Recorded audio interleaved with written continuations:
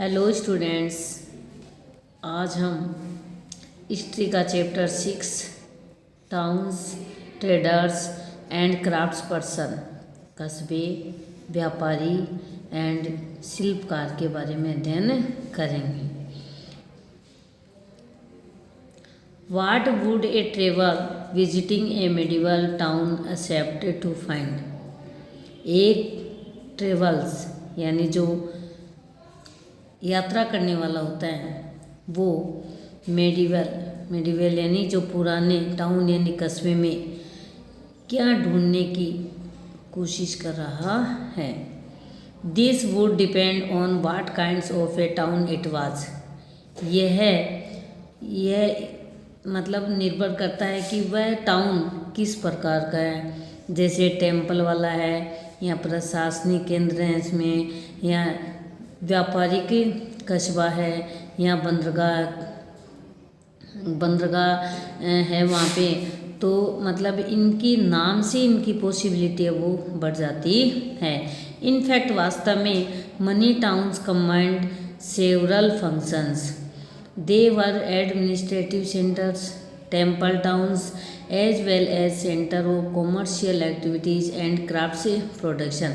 मतलब कई ऐसे कस्बे होते हैं जिनमें एक साथ ही कई प्रकार के कार्य होते हैं, जैसे प्रशासनिक केंद्र, टेम्पल भी होते हैं और कॉमर्शियल केंद्र भी होते हैं, जिसमें सेंटर ऑफ कॉमर्शियल एक्टिविटीज़ यानी व्यापारिक गतिविधियों के केंद्र, और क्राफ्ट प्रोडक्शन और शिल्प उत्पादन का कार्य भी मतलब एक ही कस्बे में शहर में मिल जाते हैं।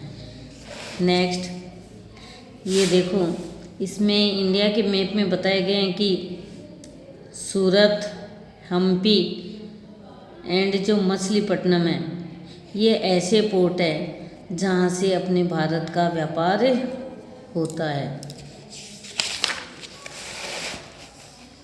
Next administrative centre.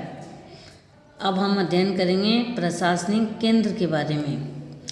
You read about the Chola dynasty in chapter 2। Let's travel in our imagination to Thanjavur, the capital of Cholas at is was 1000 years एगो। जैसे हमने चैप्टर नंबर 2 में चोल वंशों के बारे में पढ़ा, चोल वंश के बारे में पढ़ा, उसमें जैसे हमने पढ़ा कि थंजावर है वो चोलों की राजधानी थी। बहुत हजारों वर्ष पूर्व जो ये थंजावर है टाउन, ये मतलब चोलों की राजधानी थी। The perennial river Kaveri flows near this beautiful town. Perennial का मतलब होता है जो 12 महीने लगातार बहती है। तो रिवर यानी नदी कावेरी नदी 12 महीने लगातार बहने वाली कावेरी नदी इस सुंदर शहर से मतलब शहर में फ्लोज यानी बहती है। 1 hears the bell of the Rajarajeshwara temple built by king Raja Chola.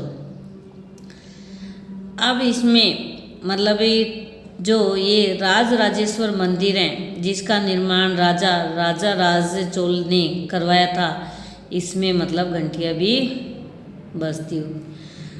The towns people are all praise for its architect Kunjara Mallan Rajaraja Perunthachan, who had proudly carved his name on the temple wall.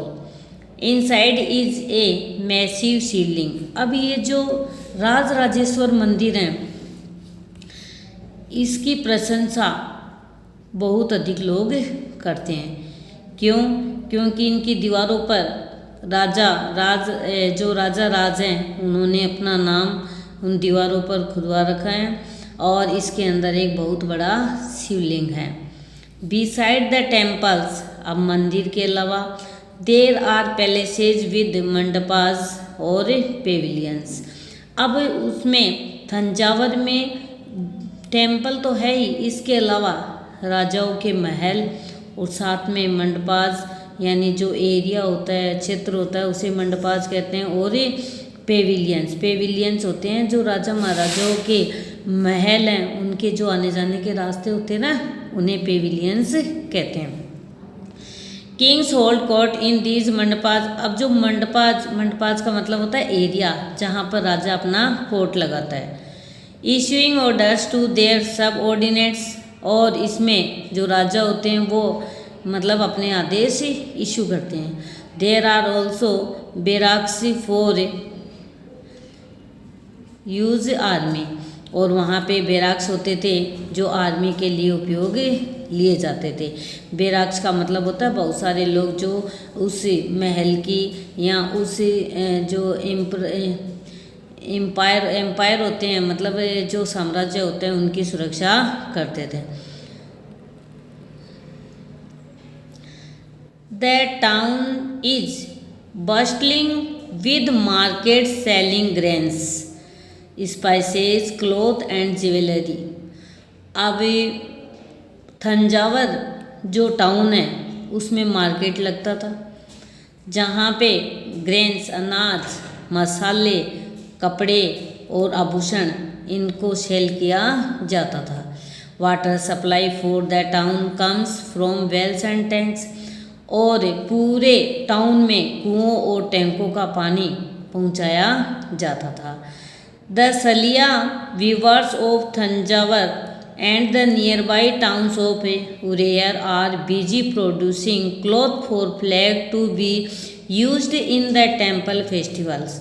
अब सलिया वीवर्स थे थंजावर के और आसपास के कस्बे यानी उरेयर के, वो क्या करते थे, वो मतलब फ्लैग यानी झंडे बनाते थे।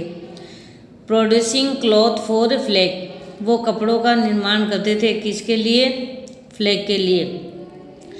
जब भी मंदिर में फेस्टिवल्स होता था ना, उसमें उन फ्लैगों का उपयोग किया जाता था। फाइन कॉटन से for the king and nobility and coarse cotton for the masses.